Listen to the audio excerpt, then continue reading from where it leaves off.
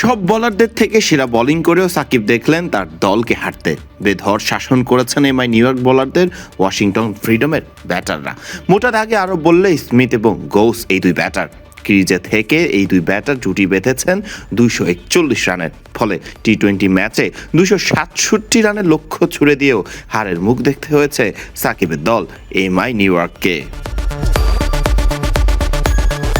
MI new ইয়র্কের দেয়া 267 রানের লক্ষ্যে ব্যাট করতে নামে ওয়াশিংটন ফ্রিডম। ওয়াশিংটনকে প্রথমেই হোঁচট দেন বল হাতে সাকিব। ইনিংসের প্রথম ওভারেই বল হাতে বল করতে আসা সাকিব ওভারের তৃতীয় বলেই ফেরান মিচেল ওয়েনকে। নিজের দ্বিতীয় ওভারে এসেই সাকিব ফেরান রচিন রবীন্দ্রকে। ফলে শুরুটা বেশ ভালোই হয়েছিল এমআই নিউ ইয়র্কের। এরপরে জুটি বাঁধেন ওয়াশিংটন ফ্রিডমের হয়ে স্টিভেন স্মিথ এবং অ্যান্ড্রেস গৌস। এই দুই ব্যাটার হাকান শতক বাঁধেন 241 রানের জুটি। বেধড় শাসন চালান তারা ব্যাট হাতে এমআই এর বাকি বোলারদের। ফলে সাকিব এদিন নিজের সেরাটা দিয়েও বাঁচাতে পারেনি নিজের দলকে। এলিমিনেটর ম্যাচে হারের মুখটাই দেখেছে সাকিবের দল এমআই নিউ ইয়র্ক।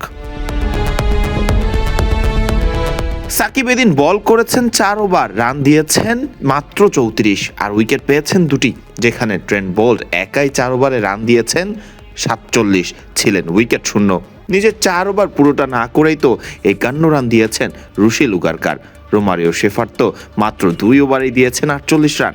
ফলে 267 রানের টার্গেটটাও ওয়াশিংটন ফ্রিডম ছুঁয়ে ফেলেছে 8 বল হাতে রেখেই।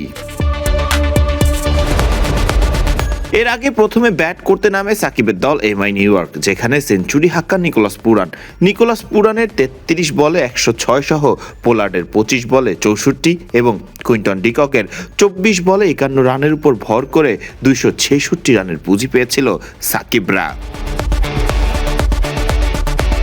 সাকিব এদিন ব্যাট হাতে ব্যাট করার সুযোগ পেলেও 5 বলে করেছেন মাত্র 4 রান।